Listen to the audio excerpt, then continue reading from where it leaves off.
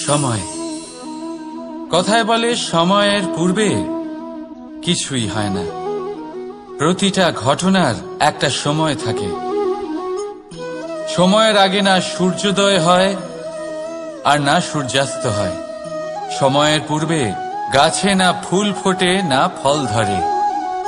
কিন্তু একটা কথা ভেবে দেখুন, যদি বর্ষা আসার আগে কৃষক ভূমিকে না প্রস্তুত করে, বীজ রোপণ না করে, তাহলে কি ফসল ফলবে?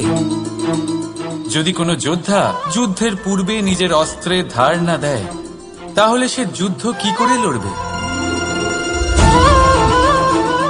এর মানে এটাই হলো যে সময় আপনার যখন আসার তখন অবশ্যই আসবে, কিন্তু ততক্ষণ এটাও গুরুত্বপূর্ণ যে আপনি নিজেকে তার জন্য তৈরি রাখুন।